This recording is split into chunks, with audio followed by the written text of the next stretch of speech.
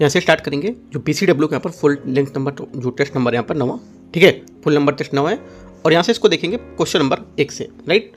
और कुछ इसका टेस्ट यहाँ पर छूट गए हैं, करीब 7-8 नंबर जो छूटा होगा, वो जो छूटा है वो मैं आपको बाद में करा दूंगा, राइट। अभी फिलहाल इतना है, या फिर उसका PDF दे दूंगा, वहाँ से कर लोगे आप। लेकिन अभी यहाँ से इसका कवर करते हैं जो नंबर अभी लेटेस्ट नंबर जो टेस्ट है यहाँ पर उसको। पहला नंबर क्वेश्चन से देखते हैं। पहला क्वेश्चन बोला है वास्तविक प्रतिबिंब, यहाँ पर इनका जो कॉलम दे रखा है पर घटना क्या होंगी और यहाँ पे प्रकाशीय उपकरण क्या होंगे इनके, राइट। पहला वास्तविक प्रतिबिंब का निर्माण, ये क्या होगा, अवतल दर्पण, ठीक है, तो यहाँ से इसका हो जाएगा। उसके बाद होगा सीधा सदैव जो हमारा प्रतिबिंब बनता है, ये बनता है समतल दर्पण पर, ठीक है, तो यहाँ से ये हो जाएगा। सभी लघु स्थिति पर छोटा प्रतिबिंब किधर बनेगा, है ना, ये बनेगा उत्तल दर्पण में।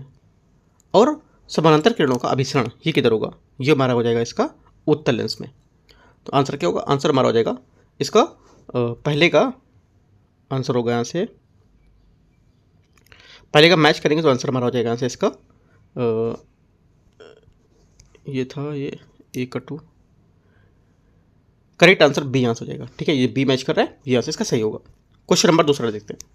100 डिग्री पर भाप की कणों में 100 डिग्री जो सेंटीग्रेड उबलने पर पानी के कणों से अधिक ऊर्जा क्यों होती है, ठीक है, करेक्ट आंसर हो जाएगा इसका इसलिए होती है क्योंकि यहाँ पर भाप में अतिरिक्त गुप्त ऊष्मा वाष्पीकरण के यहाँ पर अधिक हो जाती है, ठीक है, तो यहाँ से क्या होगा, आंसर इसका B करेक्ट आंसर हो जाएगा। क्वेश्चन नंबर तीसरा देखते हैं। तीसरा आंसर है निम्नलिखित में से ऊर्जा को बढ़ते हुए क्रम में व्यवस्थित करना है। ऊर्जा के बढ़ते हुए क्रम है, यहाँ से उसको व्यवस्थित यहाँ से इसको करना है, ठीक है, तो यहाँ से बढ़ते हुए करेंगे तो इसके हिसाब से आ जाएगा हमारा पहला यहाँ से ये होगा पहला 1, ठीक है, अल्फा किरण है, राइट। उसके बाद 3 नंबर बीटा किरण है।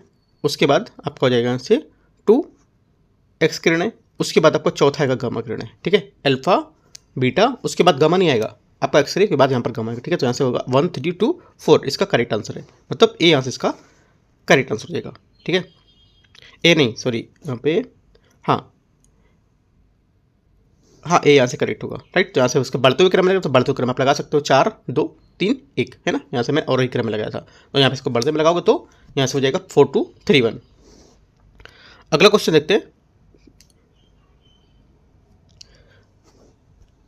क्वेश्चन नंबर 4 है एक प्रकाश वर्ष लगभग बराबर होता है किसके। देखो एक प्रकाश वर्ष जो हमारा होता है ये बराबर होता है 9.46 इंटू 10⁻12 किलोमीटर के, है ना, तो क्या होगा, जो B स्टेटमेंट यहाँ से इसका है ये करेक्ट आंसर होगा। प्रकाश वर्ष वह दूरी होती है जो प्रकाश एक वर्ष में तय करता है, हालांकि इसमें वर्ष शब्द जो है, लेकिन यहाँ पर प्रकाश समय की यहाँ पर इकाई नहीं होती है, ये दूरी की इकाई होती है, राइट। विशेष रूप से यहाँ पर निर्वात में एक वर्ष में प्रकाश के द्वारा तय की गई कुल दूरी मान सकते हो, ठीक है, तो आंसर हो जाएगा 9.46 इंटू 10⁻, यहाँ पर 12 मीटर किलोमीटर इसका करेक्ट आंसर है। एक प्रकाश वर्ष में लगभग जो बराबर होता है इसके। क्वेश्चन नंबर 5 है निम्नलिखित में से किस यंत्र का उपयोग पवन की वेग गति मापने के लिए यहाँ पर किया जाता है। आंसर हो जाएगा 5वें यहाँ से ये किया जाता है। इसमें ऑप्शन दे रहा बैरोमीटर, ठीक है, हाइग्रोमीटर, एनीमोमीटर और थर्मामीटर। ये कई बार क्वेश्चन में करा भी चुका हूँ, तो आंसर हो जाएगा यहाँ से एनीमोमीटर करेक्ट आंसर है। एनीमोमीटर मौसम विज्ञान संबंधी जो हमारे यंत्र होते हैं उसका उपयोग पवन की यहाँ पर गति या वेग मापने के लिए किया जा सकता है। ये जो मौसम केंद्र है उनकी विमानन और पर्यावरणीय जो हमारी अध्ययन है उसके लिए यहाँ पर व्यापक रूप से उपयोग कर सकते हो। जैसे कहाँ पे उपयोग होता है इसका, है ना, इसका उपयोग हो सकता है कि जैसे मौसम केंद्रों के जो पूर्वानुमान वहाँ के लिए, विमान में टेक ऑफ के लिए यहाँ पर इसको लैंडिंग के लिए भी देख सकते हैं। पवन ऊर्जा जो संयंत्र होते हैं वहाँ पर भी इसको देख सकते हो, है ना। समुद्री जो नौवहन हमारी नौकाएं होती है वहाँ पर देख सकते हो। और जलवायु विज्ञान जो हमारी पर्यावरणीय अनुसंधान है वहाँ पर भी देख सकते हो। तो यहाँ पर देखो आपसे पूछ सकता है क्वेश्चन कि इसका उपयोग कहाँ पर हम लोग कर सकते हैं, ठीक है, याद रखना इंपॉर्टेंट क्वेश्चन है। क्वेश्चन नंबर 6 अभिकथन ए और कारण आर। आंधी जो हमारा थंडरस्टॉर्म है इसके लिए दौरान गरज गड़गड़ा सुनाई देने से पहले बिजली दिखाई देती है। पहली बात क्या होगी, पहली बात हमारे यहाँ से इसकी जो है ये करेक्ट है, ठीक है। दूसरी बात प्रकाश की गति ध्वनि की गति से बहुत अधिक होती है। प्रकाश की गति होती है ध्वनि की गति से काफ़ी अधिक होगी, इस वजह से क्या होता है ये पहले दिखाई देता है, राइट। तो आंसर क्या होगा, दोनों बातें करेक्ट है और इसकी व्याख्या भी कर रहा है। ए आंसर इसका सही आंसर हो जाएगा, ठीक है। आगे देखते हैं क्वेश्चन। जो प्रकाश की गति होती है कितनी होती है, 3 इंटू 10⁸ मीटर पर सेकेंड, ठीक है। और ध्वनि की गति होती है 343 मीटर पर सेकेंड। ये एक सेकंड में इतनी और होती है इतने मीटर पर सेकंड में, ठीक है, तो याद रखना है। आगे देखते हैं क्वेश्चन नंबर 7वां। क्वेश्चन 7 यहाँ से प्रकाश की क्रांति कोण संबंधित निम्नलिखित कथनों पर विचार करना है। क्रांतिक कोण केवल तब होता है जब प्रकाश सघन माध्यम में विरल माध्यम की ओर जाता है। ठीक है, पहली बात क्या होगी, पहली बात यहाँ से इसकी जो रहेगी करेक्ट है। दूसरी बात, क्रांतिक कोण का अपवर्तन कोण होता है 90 डिग्री हो सकता है या हो जाता है। सेकंड बात भी यहाँ से इसकी करेक्ट होगी। तीसरी बात यहाँ से पूर्ण आंतरिक परावर्तन तब होता है जब आपतन कोण क्रांतिक कोण से कम होता है। ठीक है, ये हमारा गलत हो, क्योंकि यहाँ पर पूर्ण आंतरिक परिवर्तन तब होता है जब आपतन कोण जो होता है क्रांतिक कोण से अधिक हो जाता है ना कि यहाँ पर कम या बराबर, तो गलत होगा। ओनली 1 2 करेक्ट है, तो आंसर ए यहाँ से इसका सही हो जाएगा 7वां नंबर का। क्वेश्चन नंबर 8, प्रेस बायोपिया में व्यक्ति को आमतौर पर द्विफोकसी बाइफोकल लेंस दिए जाते हैं, जो बने होते हैं किसके, ये बने होते हैं, ऑप्शन दे रखा है, एक अवतल लेंस और नीचे उत्तल लेंस। ठीक है, एक उत्तल लेंस और नीचे अवतल लेंस है ना, तो कौन सा होगा यहाँ से आंसर हो जाएगा 8वें का यहाँ से करेक्ट। ये आपका हो जाएगा, इसमें पहला वाला स्टेटमेंट करेक्ट है। ऊपर एक अवतल लेंस होता है, नीचे एक उत्तल लेंस, क्रमशः दूर अपन निकट दृष्टि को यहाँ पर ठीक करने के लिए, राइट। तो एक जो स्टेटमेंट इसका करेक्ट आंसर हो जाएगा, राइट। जो हमारा प्रेस बायोपिया है, उम्र से जुड़े यहाँ पर दृष्टि दोष घटना है, ये आमतौर पर 40 वर्ष से अधिक आयु में दिखाई देती है। आपसे बोलेगा ये घटना ज़्यादातर नॉर्मल 18 से 40 साल तक के बीच में दिखती है, तो गलत हो जाएगा, क्योंकि 40 साल से अधिक आयु में दिखाई देती है। ठीक है, इसमें आंखों का लेंस लचीलापन खो जाता है, जिससे जो पास की वस्तु है उस पर फोकस करना कठिन हो जाता है, और कई लोगों में जो प्रेस बायोपिया के साथ साथ यहाँ पर मायोपिया के यहाँ पर देखने में कठिनाई होने लगती है। ठीक है, तो आंसर ए यहाँ से इसका 8वें का करेक्ट है। क्वेश्चन नंबर 9, एक प्रबल इलेक्ट्रोलाइट की चालकता क्या होती है। जो हमारी प्रबल इलेक्ट्रोलाइट होगा उसकी चालकता क्या होगी, करेक्ट आंसर हो जाएगा इसकी चालकता तनुकरण पर यहाँ पर क्या होगी, घटेगी, है ना। ये यहाँ पर इसका स्टेटमेंट करेक्ट हो जाएगा, क्योंकि यहाँ पर किसी चालकता जो होती है किसी विलयन की विद्युत प्रवाही कराने की क्षमता को दर्शाती है, और ये सीधे तौर पर विलयन की जो प्रति इकाई आयतन है उसमें उपस्थित आयनों की संख्या को समानुपाती होती है। एक प्रबल इलेक्ट्रोड वह होता है जब विलयन यहाँ पर पूरी तरह से आयनों में विघटित हो जाता है, जिससे क्या होगा, बड़ी संख्या में आवेश वाहक उपलब्ध हो जाता है। ठीक है, तो आंसर क्या होगा, ए यहाँ से इसका करेक्ट आंसर हो जाएगा 9वें का। क्वेश्चन 10वां, कार्य करने की दर को क्या कहते हैं। कार्य करने की दर को क्या कहता है, करेक्ट आंसर हो जाएगा 10वें का, ये शक्ति है ना। शक्ति को उस दर की रूप में परिभाषित किया जाता है जिस दर पर कार्य किया जाता है, या प्रति इकाई समय पर उस पर किया जाएगा। ठीक है, शक्ति हमारा क्या होता है, इसका कैसे प्रदर्शित करेंगे, पी से, है ना, पावर, और किए गए काम हमारा वर्क हो गया डब्ल्यू, है ना, और लिया गया कुल समय टी। तो हमारा फॉर्मूला इसका हो जाता है, इसका डब्ल्यू बराबर एफ इंटू टी, है ना, और डब्ल्यू बराबर हो जाएगा यहाँ पर पी बराबर डब्ल्यू अपन टी भी होता है ना। जहाँ पर जो भी होगा फॉर्मूला यहाँ पर रख सकते हो। 1 वाट बराबर होता है 1 जूल अपॉन पर सेकेंड। ठीक है, तो ये सब जो स्टेटमेंट है, क्वेश्चन बातें ये आपको याद रखना है। आगे क्वेश्चन देखते हैं 10वां नंबर, 10वां हो गया, 11वां देखते हैं। 10वें का आंसर क्या था यहाँ से, 10वें का आंसर आपका यहाँ से शक्ति था ना। 11वां, निम्नलिखित में से कौन सी गैस मानव रक्त में हीमोग्लोबिन के साथ एक स्थायी अपरिवर्तनीय यौगिक बनाती है।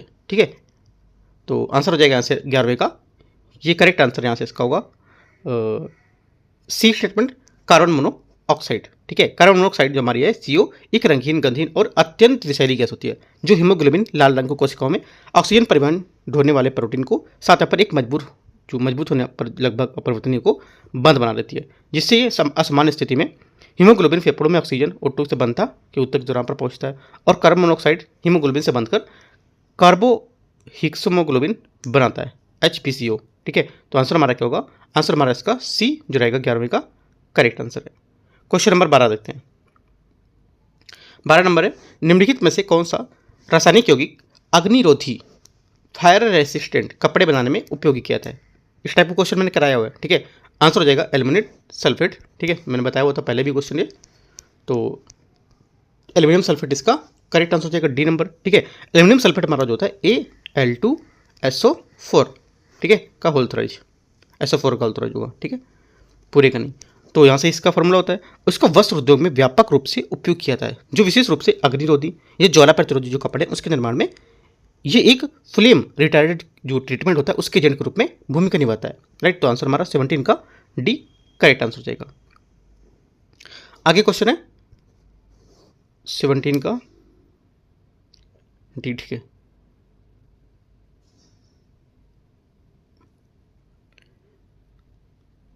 अच्छा 17 नहीं था, ये 12 नंबर का डी था ना, 12 क्वेश्चन हम लोग कर रहे थे, 12 का डी था, राइट, ये एल्यूमिनियम सल्फेट।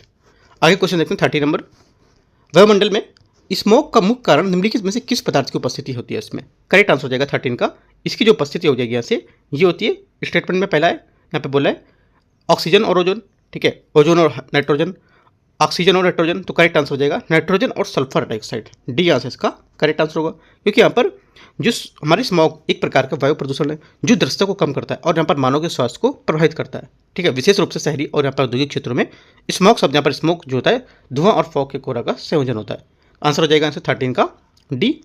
क्वेश्चन 14, गैसोहॉल क्या है? गैसोहॉल जो पर है ये एक एथिल अल्कोहल प्लस पेट्रोल का मिश्रण है, ए आंसर इसका करेक्ट आंसर हो जाएगा, ठीक है। गैसोहॉल एक प्रकार का मिश्रित ईंधन है जिसे एथेनॉल, एथिल अल्कोहल और पेट्रोल गैसोलीन के ऊपर मिलाकर बनाया जाता है। यह आमतौर पर एक वैकल्पिक और यहाँ पर जो ऑटोमोबाइल ईंधन है उसके रूप में यहाँ पर उपयोग कर सकते हैं। गैसोहॉल का उपयोग यहाँ पर क्यों किया जाता है? क्योंकि यहाँ पर जो पर्यावरण है उसके अनुकूल यहाँ पर एथेनॉल को, बायोफ्यूल को लेकर, जैसे गन्ना, मक्का जैसे जो फसलें उसको लेकर बनाएगा, जिससे क्या होगा, ये प्रदूषण से बचाव करेगा, ठीक है, जीवाश्म ईंधनों पर निर्भरता कम करेगा और कार्बन मोनोऑक्साइड उत्सर्जन को कम करता है और स्वच्छ जो हमारी ऊर्जा होती है, जो प्रदूषण होता है वायु, उसको यहाँ पर सही करता है, ठीक है। तो इसे बात आपको याद रखनी है, डी आंसर करेक्ट। आपसे पूछेगा कि इसका उपयोग क्यों करते हैं, है ना, ये भी याद रखना है। क्वेश्चन 15, 15 नंबर, निम्नलिखित में से कौन सा प्राकृतिक पदार्थ के रूप में नहीं पाया जाता है और कृत्रिम सिंथेटिक के रूप में संश्लेषित नहीं होता है? आंसर हो जाएगा 15 का ऐसे, ये ए फिब्राइन, ठीक है। देखो फिब्राइन एक प्राकृतिक प्रोटीन तंतु है जिसे रेशम के कीड़े रेशम बनाने की जो प्रक्रिया उसके दौरान यहाँ पर उत्पन्न करते हैं। ये केवल कीड़े में लार ग्रंथियों के स्रावित होता है और रेशम के तंतुओं का संरचनात्मक केंद्र बनाता है, ठीक है। तो आंसर ए यहाँ से करेक्ट हो जाएगा। आगे देखते हैं, आपसे बोलेगा कि जो हमारा फिब्राइन है ये प्रयोगशाला में प्रयोग किया जाता है, तो गलत होगा, क्योंकि यहाँ पर प्रयोगशाला में इसको प्रयोग नहीं कर सकते हैं क्योंकि प्राकृतिक रूप से पाया जाने वाला एक पदार्थ होता है। क्वेश्चन 16, परमाणु रिएक्टर में भारी जल का कार्य है क्या? इसका भारी जल का कार्य यहाँ से क्या होगा? आंसर हो जाएगा क्वेश्चन नंबर 16 का, ये जो न्यूट्रॉन है उनकी गति को धीमा करना या धीमा करता है, ठीक है। तो ए यहाँ पर क्या होगा, 16 का करेक्ट आंसर हो जाएगा, ठीक है। जो यहाँ पर देखो भारी जो हमारे जल होते हैं D2O, है ना, इसको शॉर्ट फॉर्म में बोलते हैं, इसका रासायनिक नाम है जिसे ड्यूटेरियम ऑक्साइड कहा जाता है। इसका उपयोग परमाणु रिएक्टर में एक मॉडरेटर के रूप में किया जाता है। इसका मुख्य कार्य होता है कि विखंडन के दौरान उत्पन्न तेज गति करने वाले जो न्यूट्रॉन उनको धीमा करना, ठीक है। तो धीमा क्यों करते हैं? क्योंकि यहाँ पर जो परमाणु रिएक्टर है उसमें यूरेनियम 235 का विखंडन तब होता है जब एक धीमे थर्मल न्यूट्रॉन को पकड़ता है, ठीक है, इस वजह से इसको धीमा करते हैं। तो ऐसे ये 16 का करेक्ट आंसर है।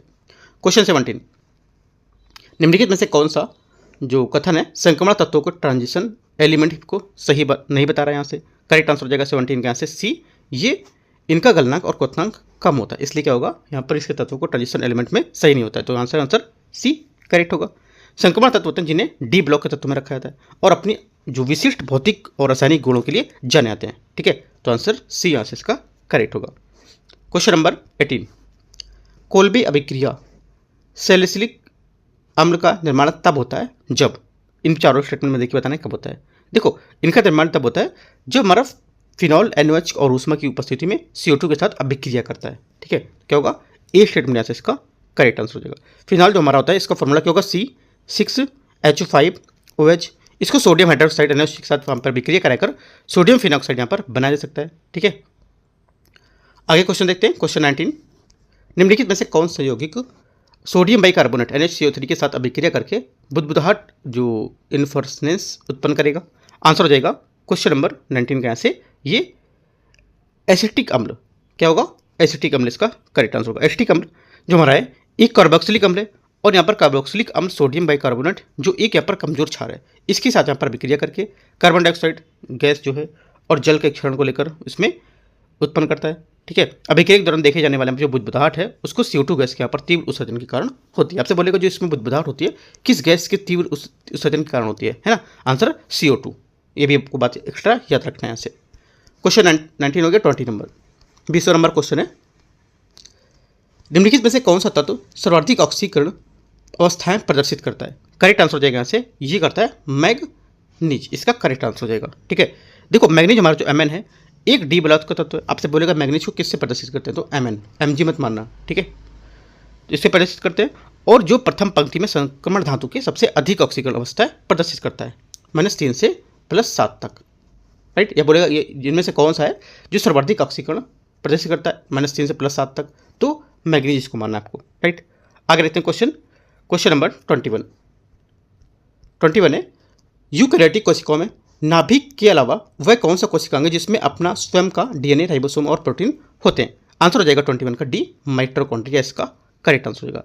माइटोकॉन्ड्रिया जो होता है ये झिल्ली से घिरे एक कोशिकांग होते हैं जो कोशिका की जैव रासायनिक जो हमारी क्रिया होती है, ठीक है, उनके लिए आवश्यक अधिकांश जो हमारी रासायनिक ऊर्जा होती है उसका उत्पादन करते हैं। माइटोकॉन्ड्रिया द्वारा उत्पादित रासायनिक ऊर्जा एडेनोसिन ट्राइफॉस्फेट एटीपी नामक छोटे छोटे यहाँ पर जो अणु होते हैं उसमें संग्रहित होते हैं। माइटोकॉन्ड्रिया में अपना स्वयं का डीएनए और राइबोसोम प्रोटीन होता है। माइटोकॉन्ड्रियल डीएनए केवल माता से यहाँ पर विरासत में मिलता है, ठीक है, इंपॉर्टेंट बात है, याद रखना है। क्वेश्चन नंबर 22, समान मानव का जो रक्तचाप है 120/20 मतलब 80 मतलब 120 यहाँ से 80 जो है उसमें mmHg पाया जाता है। ये श्रृंखला क्रमशः किस स्थिति को रक्तचाप को दर्शाती है? ठीक है, ये स्थिति जो दर्शाती है ये दर्शाएगी किसको? करेक्ट आंसर हो जाएगा यहाँ से निलय संकुचन और यहाँ से जो निलय प्रसार है इसको, ठीक है, ये यहाँ से इसका करेक्ट आंसर हो जाएगा। ठीक है, ये जो रक्तचाप है वह दाब होता है जो रक्त वाहिकाओं की दीवारों में असर डालता है और शरीर में रक्त को प्रभावित करने में मदद करता है। ठीक है, सिस्टोलिक दाब क्या होता है? जब हृदय धड़कता होता है और निलय संकुचित होकर अपनी रक्त धमनियों में भेजते हैं, उसको माप को मापते हैं। ठीक है, तो ये सब बातें आपको यहाँ से याद रखना है। आंसर यहाँ से 22 का ए करेक्ट है। 23, निम्नलिखित में से किस पादप ऊतक में बड़े वायुकोष यहाँ पर पाए जाते हैं या वायुकोष के रिक्त स्थान यहाँ पर होते हैं? करेक्ट आंसर हो जाएगा 23 का यहाँ से डी, एरेकाइमा। ठीक है, एरेकाइमा क्या है? देखो, एरेकाइमा हमारा पादप ऊतक का एक प्रकार है जिसमें बड़े वायुकोष या वायु के यहाँ पर जो रिक्त स्थान होते हैं जो गैसों के आदान प्रदान में मदद करते हैं, विशेषकर जलीय पौधे और जल के जमाव वाली जो परिस्थिति है उसमें उगने से लायक पौधे। ठीक है, तो आंसर डी करेक्ट होगा 23 का। 24 यहाँ से मैच करना है, सेब दे रखा है, लीची, आम, गेहूँ। ठीक है, तो मैच करते हैं खाने के भाग में से कौन सा किसका है, तो देखते हैं इसको। करेक्ट आंसर हमारा होगा, देखो पहले का हो जाएगा यहाँ से सी, सेब का मांसल थैलेमस। लीची का क्या खाएंगे? लीची का आपका हो जाएगा यहाँ से मांसलेरियल, राइट। उसके बाद आम का मेसोकार्प, ये हो गया। गेहूं का एंडोस्पर्म। तो आंसर हमारा हो जाएगा 24 का डी यहाँ से करेक्ट आंसर है। ठीक है, क्वेश्चन नंबर 25, मूली फ्यूजीफार्म किसका रूपांतरण है? यहाँ से करेक्ट आंसर हो जाएगा 25 का। ये जो एग्जाम्पल हो जाएगा किसका है? ये एग्जाम्पल है मूसला जड़ टैप रूट का। ठीक है, ये यहाँ से इसका करेक्ट आंसर है। मूली जो हमारा है मूसला जड़ टैप रूट सिस्टम का संशोधन है। ये फ्यूजीफार्म आकार का एक धुरी है ना, इसके समान आकार में यहाँ पर, जिसमें क्या है जड़ बीच में यहाँ पर फूली होती है और एक दोनों सिरे यहाँ पर इसमें पतले हो जाते हैं। ठीक है, तो यहाँ से बात इसका आंसर ए करेक्ट हो जाएगा। तो हमारे फाइबरस रूट से उसमें तने के आधार पर निकलने वाली समान आकार की कई पतली जड़ें होती हैं जो प्रायः मोनोकोट्स जैसे यहाँ पर घास में पाई जा सकती हैं। तो यहाँ पर रखना है इसके बारे में थोड़ा सा। क्वेश्चन नंबर 26 है, निम्नलिखित कथनों पर विचार करना है। पहला, ह्यूमन मेटाप्यूमोवायरस एक एकल सूत्री आरएनए वायरस है जो न्यूमोविरिडे परिवार मेटान्यूमोवायरस वंश से संबंधित होता है। ठीक है, पहली बात क्या होगी? पहली बात यहाँ से इसकी करेक्ट है। दूसरी बात है HMPV की खोज सबसे पहले डच वैज्ञानिक द्वारा 2001 में की गई थी, ये भी बात करेक्ट है। 24 वर्ष बाद इसका कोई टीका उपलब्ध नहीं हुआ है अभी, है ना, उपलब्ध नहीं है। तो तीसरी बात भी क्या होगा? तीसरी बात भी करेक्ट है। तीनों बातें हमारे यहाँ से इसकी करेक्ट है। आंसर क्या होगा? उपयुक्त में से सभी। ठीक है, आगे देखते हैं। यहाँ पर 2001 में खोज हुई थी और यहाँ पर 25 तक अभी कोई टीका यहाँ पर इसका उपलब्ध नहीं है। क्वेश्चन नंबर 27 देखते हैं। 27 यहाँ से निम्नलिखित कथनों पर विचार करना है। ठीक है, पहली बात है मेलाटोनिन एक न्यूरो हार्मोन है जो अंधकार के प्रति प्रक्रिया मस्तिष्क की पिट्यूटरी ग्रंथि होती है उसको स्रावित होता है। इससे क्या होगा? पहला स्टेटमेंट यहाँ से इसका गलत हो जाएगा, है ना। पहला स्टेटमेंट यहाँ से इसका गलत होगा क्योंकि यहाँ पर जो मेलाटोनिन एक न्यूरो हार्मोन है जो अंधकार के प्रति प्रतिक्रिया में स्रावित होता है, लेकिन ये मुख्य रूप से पीनियल ग्रंथि द्वारा उत्पन्न होता है, ना कि पिट्यूटरी द्वारा, तो गलत हो जाएगा। ठीक है, सेकेंड, ये हमारे नींद की जगाने और लय जो रीड है उसको समय में गुणवत्ता को संबंधित होता है जो हमारी आंतरिक जैविक जो घड़ी होती है उसके द्वारा निर्धारित होती है। सेकेंड बात सही है। तीसरा, मेलाटोनिन का स्राव रात के मध्य में सबसे अधिक होता है और धीरे धीरे यहाँ पर कम होने लगता है जब हम अपने जागने के दिन की शुरुआत करते हैं, तो ये तैयार होने लगती है। तो ये भी बात इसकी करेक्ट हो जाएगी। तो 2 और 3 बातें यहाँ से इसकी करेक्ट है। आंसर 27 का क्या हो जाएगा? बी यहाँ से करेक्ट है। ठीक है, 27 का बी मतलब 2 और 3। क्वेश्चन 28 देखते हैं।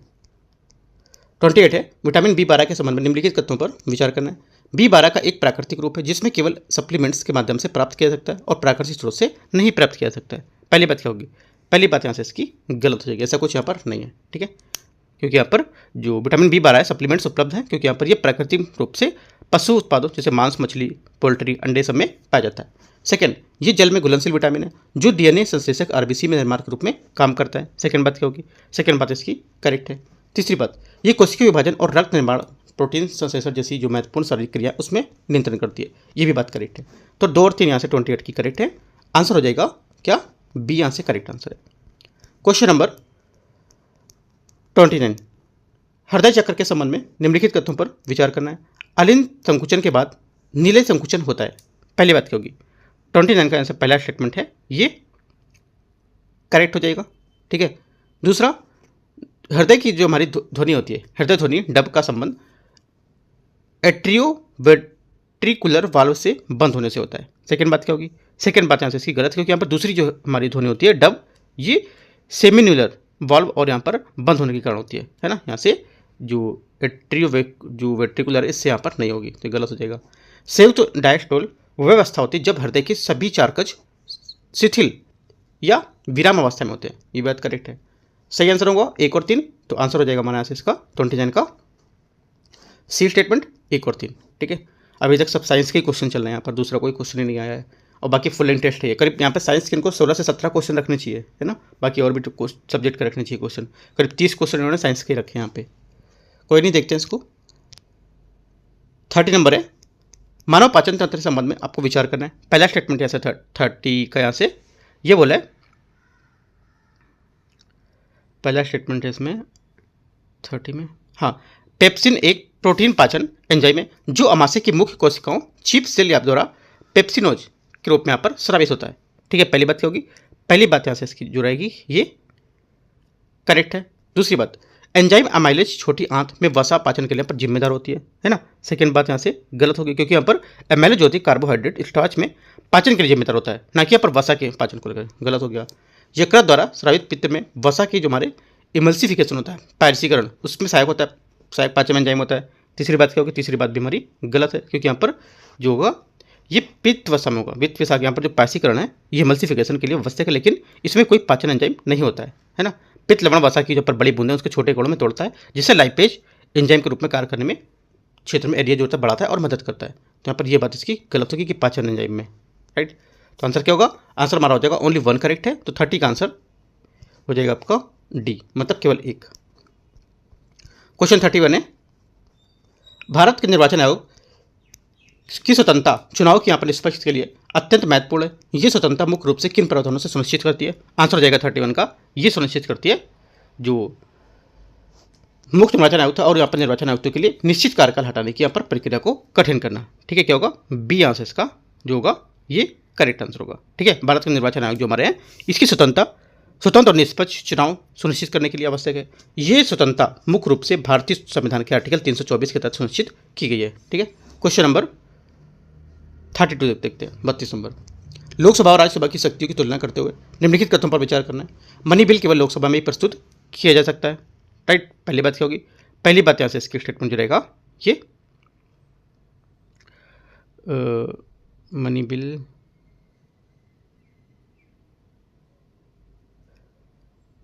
पहला स्टेटमेंट इसका जो होगा, पहली बात यहाँ से करेक्ट है ना, पहली बात सही है। दूसरी बात, राष्ट्रपति के महाभियोग में राज्यसभा की शक्तियाँ लोकसभा के बराबर होती है।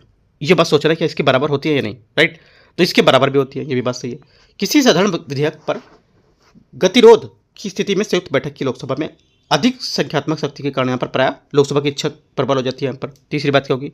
तीसरी बात भी यहाँ से करेक्ट होगी। चौथी बात, राज्यसभा के पास संसद की राज्य सूची के उल्लिखित विषय कानून बनाने की यहाँ पर अधिकार करने की शक्ति होती है। चौथी बात भी यहाँ से करेक्ट है, ठीक है। आंसर क्या हो जाएगा? आंसर हो जाएगा हमारे चारों बातें करेक्ट है, तो उपयुक्त सभी यहाँ से इसका आंसर होगा। अच्छा, पांचवी बात भी है, पांचवा देखते हैं इसमें, उपराष्ट्रपति को हटाने का प्रस्ताव केवल लोकसभा में पास किया था, ऐसा नहीं यहाँ पर, ठीक है। ये गलत हो जाएगा 5वां नंबर, क्योंकि यहाँ पर जो उपराष्ट्रपति का है जो हटाने का प्रस्ताव है ये कि बोला है कि केवल लोकसभा में किया था, तो गलत है, क्योंकि यहाँ पर अनुच्छेद 67 जो बी है ठीक है, उसके अनुसार उपराष्ट्रपति को हटाने का प्रस्ताव केवल राज्यसभा में ही प्रस्तुत किया जाए, ना कि लोकसभा में। तो पांचवी बात गलत हो गई। हमारे स्टेटमेंट कितने सही थे? 1 2 3 4। तो 1 2 3 4 यहाँ से सही था, पांचवा गलत है। क्वेश्चन नंबर 33, वर्तमान मानकों के अनुसार भारत के चुनाव आयोग द्वारा किसी राजनीतिक दल को राष्ट्रीय दल के रूप में मान्यता प्रदान करने के लिए यहाँ पर निम्नलिखित में से कौन सी शर्तें यहाँ पर पूरी करनी आवश्यक होती है? करेक्ट आंसर हो जाएगा 33 का। ये एक तो देखो, एक तो पहली आवश्यक बात है क्योंकि यहाँ पर लोकसभा का जो विधानसभा का आम चुनाव में किसी 4 से अधिक राज्यों में डाले गए वोट जो कम से कम 6% मत प्राप्त करना, पहली बात यहाँ से करेक्ट है इसकी, राइट। दूसरी बात हो जाएगी लोकसभा की कुल सीटों में कम से कम 2% सीटें वर्तमान में 543 और लोकसभा में 11 सीटें कम से कम 3 अलग अलग राज्यों से जीतना, ये भी बात करेक्ट है। तीसरी बात क्या है? तीसरी बात बोला है लोकसभा में कम से कम 11 सीटें जीतना, है ना, ये बात यहाँ से इसकी गलत होगी क्योंकि यहाँ पर लोकसभा में कम से कम 11 सीटें जीतना ये जो अपने आप में राष्ट्रीय दल की मान्यता के लिए पर्याप्त मानदंड नहीं होता है। सही मानदंड होता है कि यहाँ पर लोकसभा की कुल सीटों का कम से कम 2%, जो वर्तमान में 11 सीटें हो सकती हैं, है ना, 11 सीटें जीतना नहीं, 2% जीतना, राइट। तो ये गलत हो जाएगा। कम से कम 4 राज्यों में राज्य स्तरीय दल, राइट। तो क्या होगा? तो ये हमारा स्टेटमेंट यहाँ से करेक्ट हो जाएगा। आंसर क्या होगा? 1 2 4, तो बी यहाँ से इसका करेक्ट आंसर है। ध्यान रखना 11 सीटें याद नहीं रखना है आपको, 2% याद रखना है, 2% जितना भी होगा उतना। क्वेश्चन नंबर 34 यहाँ से मनी बिल पर विचार करना, अधिकतम अवधि कितनी होती है इसकी? करेक्ट आंसर हो जाएगा 34 का। इसकी अवधि होती है 14 डेज, बी यहाँ से इसका करेक्ट आंसर है। भारतीय संविधान के दल बदल विरोधी कानून 10वीं अनुसूची संबंधित निम्नलिखित पर विचार करना है। ये कानून 1985 के 52वें संविधान संशोधन अधिनियम के माध्यम से राजनीतिक दल के बाद यहाँ पर जो दल बदल को रोकने के लिए यहाँ पर लागू किया गया था, ठीक है। पहली बात क्या होगी? 35 का आंसर जो पहला स्टेटमेंट है ये करेक्ट हो जाएगा। दूसरा, किसी सदन का निर्वाचित सदस्य उस राजनीतिक दल की सदस्यता स्वेच्छा से छोड़ सकता है जो उसे उम्मीदवार के रूप में खड़ा किया था, वह अयोग्य हो जाता है। सेकेंड बात भी करेक्ट है। तीसरी बात है किसी सदन का स्वतंत्र सदस्य चुनाव के बाद यदि किसी राजनीतिक यहाँ पर दल में शामिल होता है तो वह अयोग्य यहाँ पर घोषित हो जाता है, ये भी बात सही है। किसी सदन का नामित सदस्य अपनी सीट ग्रहण करने की तिथि से 6 माह की अवधि के समाप्त होने के बाद ये राजनीतिक दल का शामिल होता है, वह अयोग्य हो जाता है, ये भी बात सही है। चारों बातें हमारे यहाँ से इसकी करेक्ट है। पांचवी देखते हैं, 10वीं अनुसूची जो हमारी है दल बदल जो कानून से रिलेटेड है, इसके अंतर्गत अयोग्यता से संबंधित प्रश्नों पर अंतिम निर्णय का अधिकार भारत के निर्वाचन आयोग के पास होता है। ये बात गलत है क्योंकि भारत के निर्वाचन आयोग के पास यहाँ पर यह बात नहीं होता है, राइट। क्या होता है? करेक्ट आंसर हो जाएगा आंसर इसका, ये जो 10वीं अनुसूची की अयोग्यता तय करने का जो अंतिम अधिकार होता है ये संबंधित जो अध्यक्ष होते हैं, ये सभापति होते हैं, उसके पास होता है, ठीक है, निर्वाचन आयोग के पास नहीं होगा। तो चारों ऊपर के करेक्ट है और पांचवी बात यहाँ से गलत है। आंसर क्या हो जाएगा? आंसर हो जाएगा 35 का 1 2 3 4, तो डी यहाँ से करेक्ट आंसर है। क्वेश्चन नंबर 36, भारत के प्रधानमंत्री की नियुक्ति के कार्यकाल के संबंधित आपको विचार करना है। भारतीय संविधान के प्रधानमंत्री की नियुक्ति और यहाँ पर पद से हटाने की प्रक्रिया को स्पष्ट रूप से निर्दिष्ट करता है। पहली बात क्या होगी? पहली बात यहाँ से इसकी यहाँ से गलत हो जाएगी क्योंकि यहाँ पर ऐसा कुछ निर्दिष्ट नहीं करता है इसको लेकर के, ठीक है, क्योंकि संविधान के प्रधानमंत्री के चयन और नियुक्ति की कोई यहाँ पर विस्तृत प्रक्रिया नहीं दी गई है। अनुच्छेद 75 में केवल ये कहा गया कि प्रधानमंत्री की नियुक्ति राष्ट्रपति द्वारा की जाएगी और राष्ट्रपति आमतौर पर लोकसभा में बहुमत प्राप्त दल का नेता को प्रधानमंत्री नियुक्त करेगा। पहली बात गलत हो गई। प्रधानमंत्री राष्ट्रपति की इच्छा प्रसाद पर्यंत यहाँ पर पद पर बने रहता है, लेकिन जब तक प्रधानमंत्री लोकसभा में बहुमत का समर्थन प्राप्त करते हैं और ये इच्छा से पूर्ण स्वतंत्र नहीं होती तो, ठीक है, सेकेंड बात यहाँ से करेक्ट हो जाएगा। ओनली 2 करेक्ट है। आंसर 36 का हो जाएगा केवल 2 बी सही पूछा है। तो 37, किसी क्षेत्र को अनुसूचित क्षेत्र शेड्यूल यहाँ पर एरिया घोषित करने के लिए अधिकार किसके पास निहित होता है? करेक्ट आंसर होता है 37 का आंसर बी, राष्ट्रपति के पास। 38 नंबर है, सब भारतीय जो हमारा संविधान है उसका कौन सा अनुच्छेद संसद को अंतर्राष्ट्रीय समझौतों को लागू करने के लिए पर कानून बनाने का अधिकार देता है? करेक्ट आंसर हो जाएगा आंसर इसका, ये अधिकार देता है कौन सा?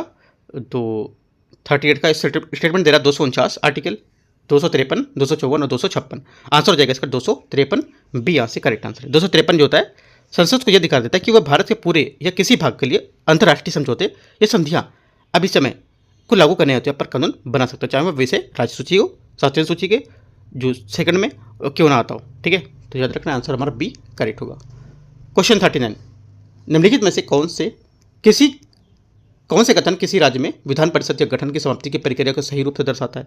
आंसर हो जाएगा यहाँ से 39 का। एक तो देखो पहला स्टेटमेंट यहाँ से ये क्या होगा?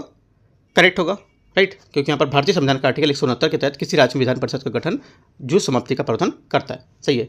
दूसरी बात क्या है, दूसरी बात यहाँ से विधान परिषद के गठन और समाप्ति के लिए प्रस्ताव संबंधित राज्य की विधानसभा द्वारा बहुमत से यहाँ पर पारित होना चाहिए। सेकेंड बात यहाँ से गलत, क्योंकि यहाँ पर 169(1) के तहत है ना, 169(1) के तहत विधान परिषद के गठन या समाप्ति का प्रस्ताव राज्य की विधानसभा में विशेष बहुमत से पारित होना चाहिए। अर्थात यहाँ पर विधानसभा की कुल सदस्य संख्या का बहुमत साथ यहाँ पर उनके उपस्थित मतदान करने वाले सदस्यों को 2/3 से। ठीक है, यहाँ पर सिर्फ इसी से नहीं तो गलत हो जाएगा। क्वेश्चन स्टेटमेंट तीसरा है, तीसरा बोला है इसके बाद संसद द्वारा जो साधारण बहुमत से कानून जो होता है वो पारित कर विधान परिषद का गठन या समाप्ति कर सकती है। तीसरी बात क्या होगी, तीसरी बात यहाँ से इसकी करेक्ट होगी। ठीक है, अगला देखते हैं, 1 और 3 सही हो गया। चौथा देखते हैं, चौथा है इस उद्देश्य के लिए संसद द्वारा पारित कानून को अनुच्छेद 368 के तहत संवैधानिक संशोधन माना जाता है। चौथी बात गलत, क्योंकि यहाँ पर आर्टिकल जो हमारा 169 है ये इसके तहत जो हमारा पारित कानून को संवैधानिक संशोधन नहीं माना जाएगा, और संवैधानिक संशोधन जो अनुच्छेद है 368 के तहत यहाँ पर किए जाते हैं। ठीक है, तो ये बात गलत हो जाएगी। ओनली 1 और 3 करेक्ट है, तो आंसर क्या हो जाएगा, बी यहाँ से करेक्ट आंसर है। क्वेश्चन नंबर देखते हैं आगे, 39 हो गया। 40 भारतीय संविधान के संबंध में सहकारी समितियों के संबंध में आपको विचार करने कौन सा सही होगा। 2011 से के 97वें संविधान संशोधन अधिनियम में सहकारी समितियों के जो संवैधानिक दर्जा उसे संरक्षण प्रदान किया था। पहली बात क्या होगी, पहली बात यहाँ से इसकी करेक्ट है। दूसरी बात, इसने अनुच्छेद 19(1) के तहत सरकारी जो समिति है सहकारी समिति के गठन के अधिकार को एक मौलिक अधिकार बना दिया था, ये भी बात करेक्ट है।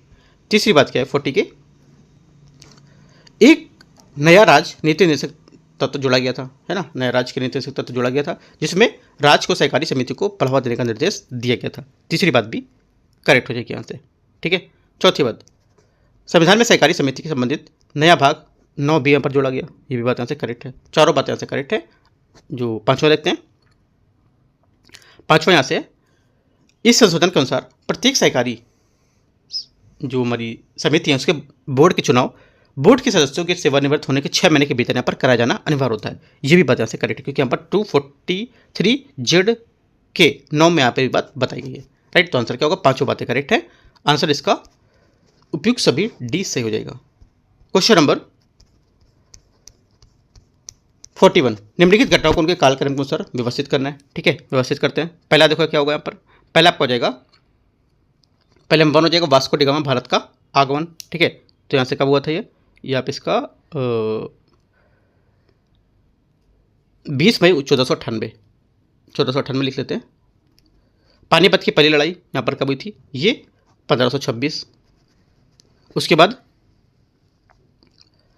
हमारा आ जाएगा पहला दूसरा हो गया, पहला दूसरा। उसके बाद आपका चौथा आएगा, भारत में पहली डच फैक्ट्री की स्थापना हुई थी, है ना, कब हुई थी, तो ये हो जाएगी हमारी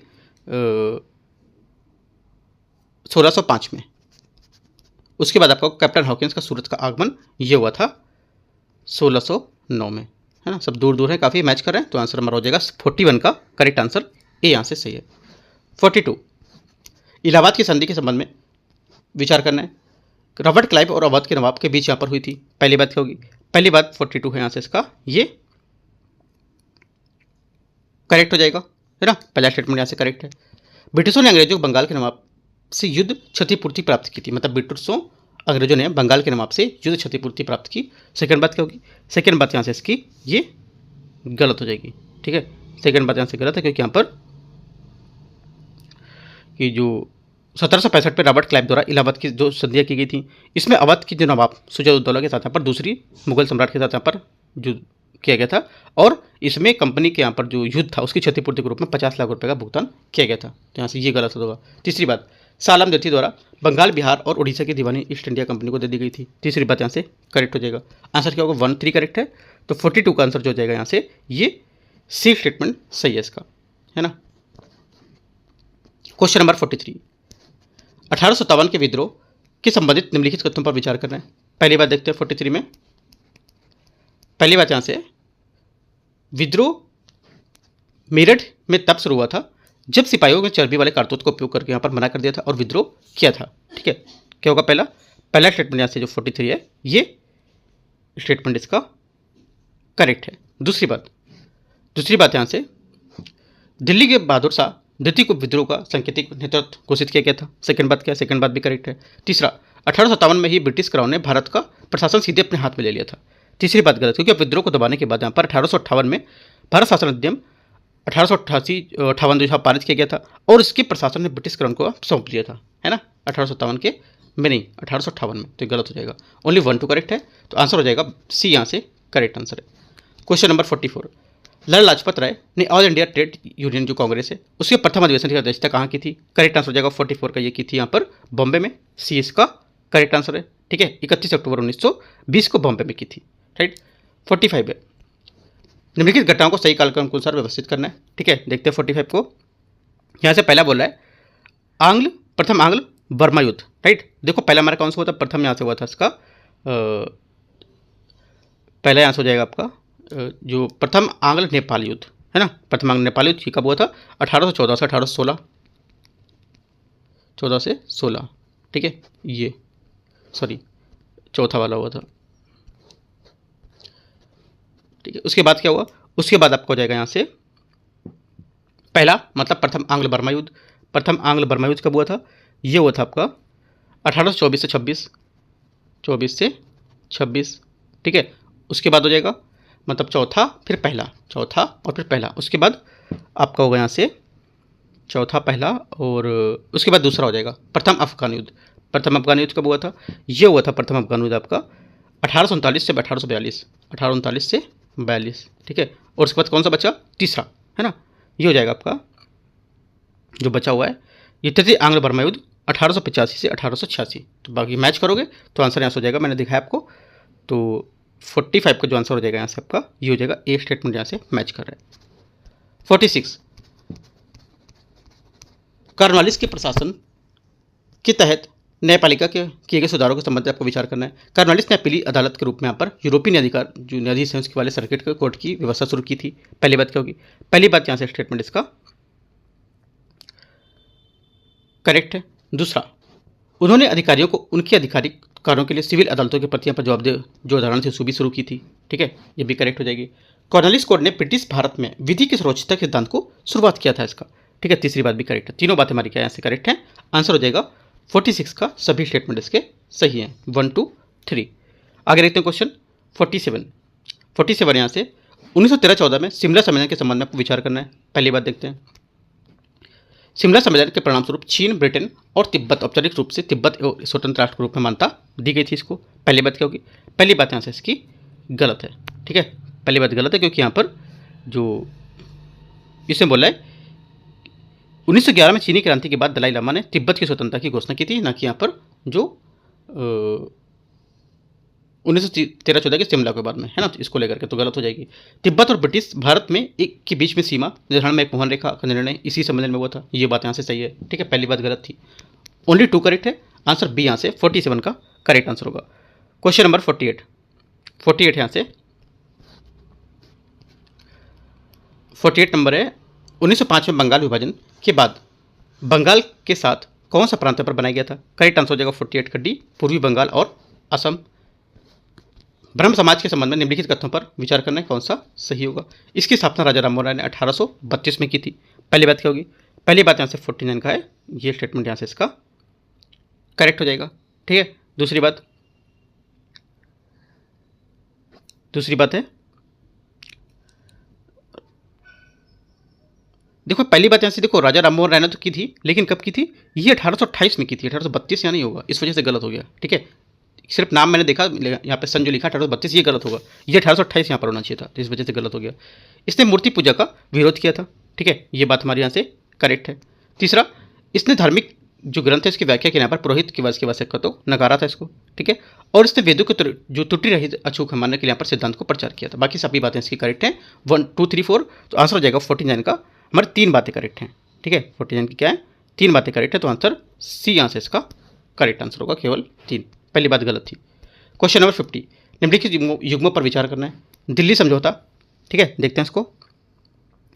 दिल्ली समझौता जो है ये हो जाएगा आपके यहाँ से महात्मा गांधी और ब्रिटिश वाइसराय लॉर्ड इरविन के बीच हस्ताक्षरित प्रथम सविनय उद्योग आंदोलन का समाप्त किया गया था।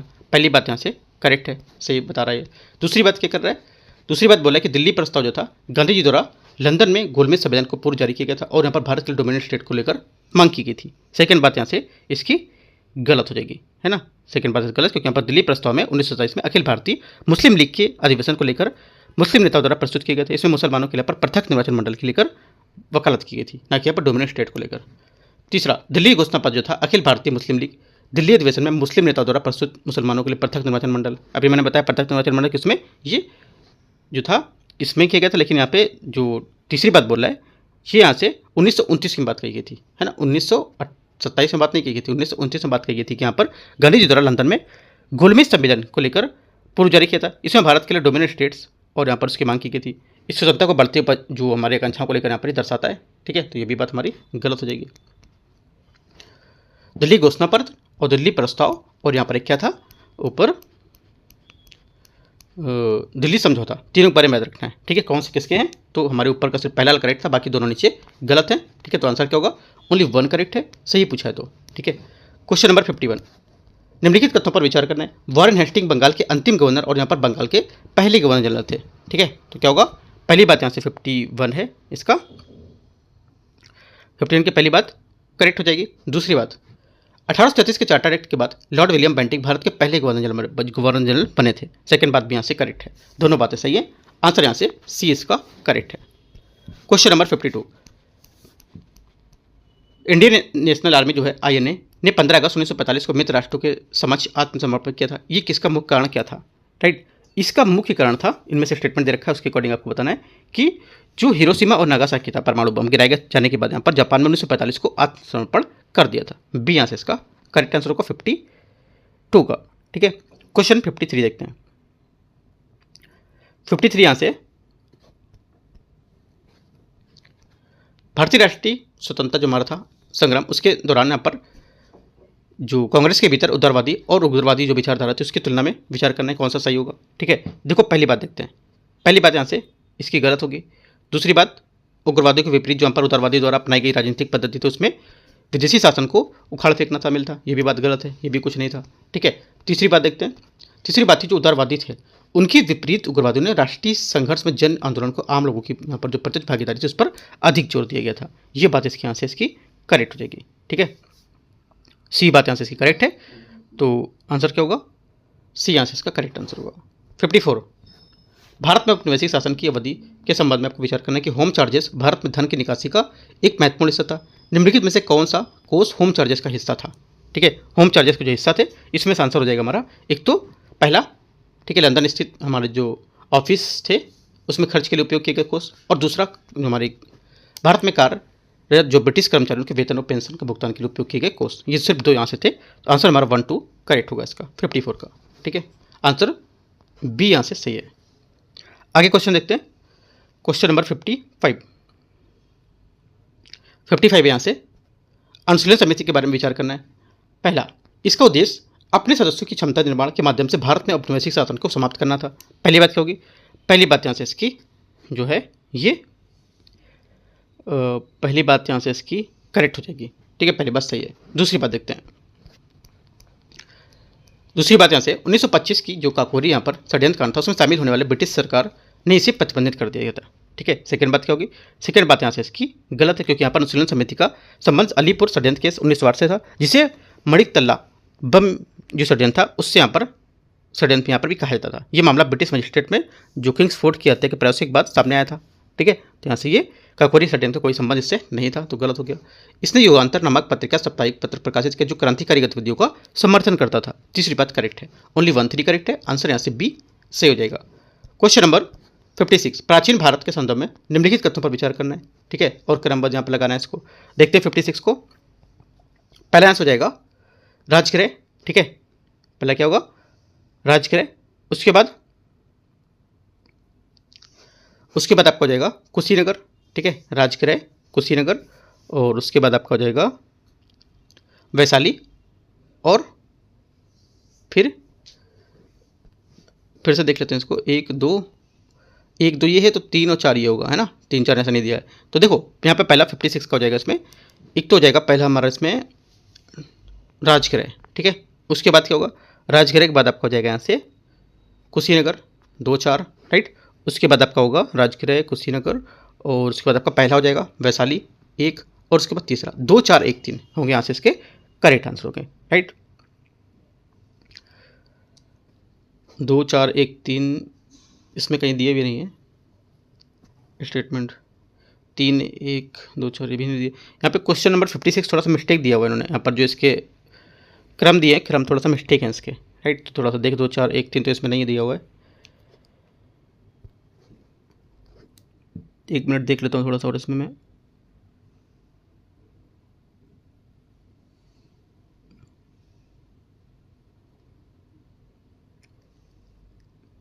यहाँ से देखो मैप के अकॉर्डिंग आप इसको क्वेश्चन को करोगे 56 को, है ना, इसको एलिमिनेट कर रहे हैं क्योंकि यहाँ पर चारों स्टेटमेंट गलत दे रखे हैं। और यहाँ पर अगर मैप के हिसाब से आप इसको करोगे, जो आप एंशिएंट हिस्ट्री में जाके मैप के हिसाब से आप देखोगे कि यहाँ पर वैशाली, कौशाम्बी, राजगीर, कुशीनगर में से इनकी राजधानियों को पश्चिम से पूर्व आप लगाओगे तो यहाँ से जो भी आंसर आएगा अपने आप इसको कर सकते हो, ठीक है। यहाँ पे इसको कोई आंसर नहीं दिया, जो भी आंसर दोनों दिए, दोनों आंसर यहाँ पे गलत दिए हैं, ठीक है। तो एक बार ध्यान रखना है कि इस क्वेश्चन को अपना जो उनकी कैपिटल निकालना है और मैप के अकॉर्डिंग यहाँ से इसको करना है, राइट। अगला देखते हैं क्वेश्चन 57 नंबर। यहाँ पर देखो BCW जो टेस्ट है, इनमें टेस्ट सब कुछ अच्छा है, लेकिन यहाँ पर जो मिस्टेक बीच बीच के वो बहुत ज़्यादा, मतलब मिस्टेक थोड़ी बहुत चलता है, काफ़ी ज़्यादा मिस्टेक यहाँ पर बीच में दे रखा है। मरुत्तर काल के व्यापार में संदर्भ में आपको विचार करना है। पेरिप्लस ऑफ द एरिथ्रियन सी नामक पुस्तक भारत में और रोमन के साम्राज्य के बीच यहाँ पर व्यापार को विस्तृत रूप से विवरण करती है। पहला क्या होगा, पहली बात यहाँ से जो 57 के ये करेक्ट हो जाएगी। दूसरी, रोमन साम्राज्य के साथ मसाले व्यापार का मुख्यतः दक्षिण भारत में केंद्रित आधारित था। सेकंड बात भी करेक्ट होगी।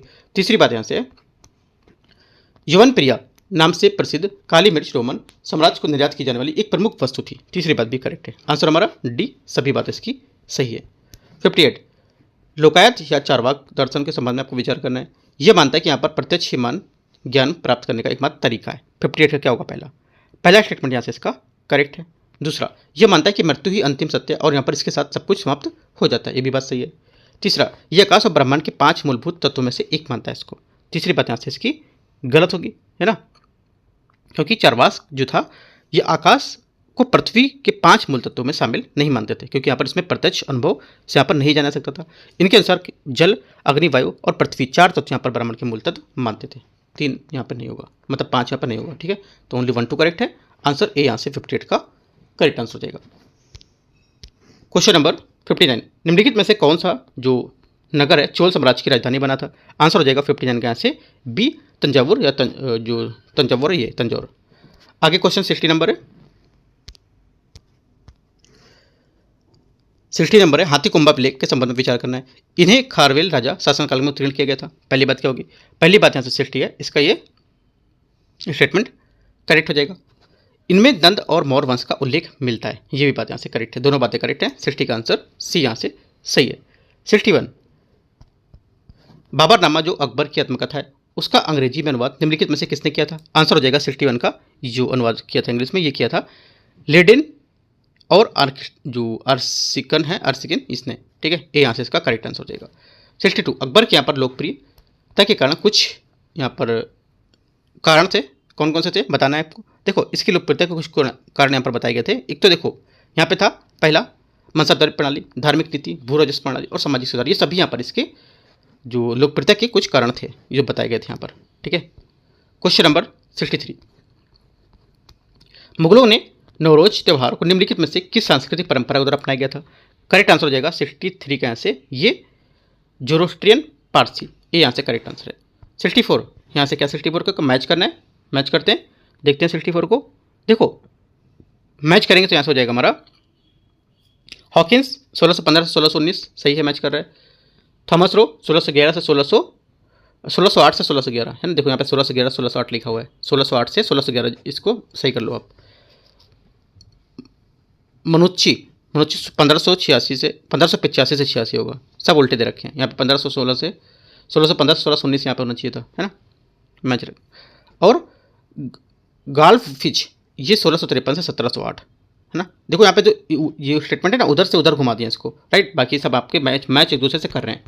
ए का 1, बी का 2, सी का 3, डी का 4 है ना। आपको जो 15 से 16 करना है और 1608 से 1611 करना है, 1585 से 86 करना है और 1653 से 1708 करना है। आंसर यहाँ से 64 का एक करेक्ट हो जाएगा।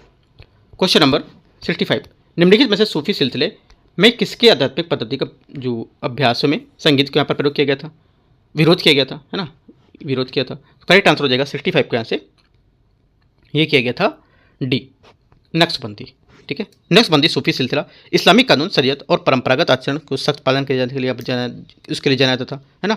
और यहाँ पर धार्मिक अनुष्ठान को लेकर संगीत, नृत्य और इसका प्रयोग के रूप में अस्वीकार करता था, इसको स्वीकार नहीं करता था, तो इसका विरोध करता था, ठीक है। डी यहाँ से 65 का आंसर हो जाएगा। क्वेश्चन नंबर 66 है, सदाकत आश्रम जो बिहार में भारतीय स्वतंत्रता आंदोलन का एक प्रमुख केंद्र था, किस शहर में स्थित है? आंसर हो जाएगा 66 का, ये स्थित है पटना, सी यहाँ से करेक्ट आंसर है। राज्य स्वास्थ्य समिति की समीक्षा के अनुसार बिहार जिला के जो अस्पताल हैं उसमें ऑनलाइन सुविधाएं उपलब्ध करने का कौन सा जिला स्तर पर स्थान रहा है? इसमें प्रथम स्थान रहा है, करेक्ट आंसर हो जाएगा 67 का, ये प्रथम स्थान यहाँ पर था इसका किशनगंज का, ठीक है। क्वेश्चन नंबर 68 देखते हैं। 68 यहाँ से, बिहार ने नेट जीरो कार्बन उत्सर्जन का लक्ष्य किस वर्ष तक प्राप्त करने का लक्ष्य रखा है? करेक्ट आंसर हो जाएगा 2070 तक, राइट। क्वेश्चन 69, प्रधानमंत्री स्वास्थ्य सुरक्षा योजना के तहत बिहार में कितने एम्स स्वीकृत किए गए? आंसर हो जाएगा 69 के यहाँ से करेक्ट, ये 2, राइट। आगे देखते क्वेश्चन 70, प्रकाश उत्सव जो तख्त श्री हरमिंदर साहिब पटना में मनाया गया था किस सिख गुरु की जयंती के उपलक्ष्य में आयोजित किया गया था? आंसर हो जाएगा 70 का यहाँ से, ये किया गया था श्री गुरु गोविंद सिंह जी, है ना। तो यहाँ से आंसर हो जाएगा इसका 70 का सी, ये करेक्ट आंसर है। तो इस टाइप से यहाँ पर देखो जो BCW का टेस्ट था, ठीक है, इसमें यहाँ पर टेस्ट नंबर जो मैंने आपको कराया ये आप यहाँ से देख सकते हो, ठीक है। इसके बारे में मैंने 70 क्वेश्चन आपको करा दिया, right. Full length test number 9 है, इसके 70 टेस्ट यहाँ पर हो गए, 70 क्वेश्चन हो गए, और यहाँ से 71 जो बचेगा 71 से लेके 150 तक की मैं आपको पार्ट 2 में करा दूंगा, ठीक है। इसमें देखो क्वेश्चन में कुछ मिस्टेक है वो थोड़ा सा आपको देख के चलना है, क्योंकि यहाँ पर कई क्वेश्चनों में बीच में मिस्टेक भी दे रखा है, तो अपने अकॉर्डिंग को मैनेज कर लेना है, राइट। बाकी यहाँ पे अगला जो टेस्ट रहेगा इसका वो भी मैं जो KGS का टेस्ट बचा है वो मैं आपको 3 बजे दोपहर में लेके आऊँगा, वहाँ से आप देख सकते हो, या 4 बजे दिखाऊंगा, तो मैं टेलीग्राम पे अपडेट दे दूंगा जब भी वहाँ पर लेके आऊँगा, तो टेलीग्राम से जुड़ सकते हो, वहाँ से अपडेट आपको मिलता रहेगा, राइट। इसका पार्ट 2 कल अपलोड करेंगे। All the best, thank you.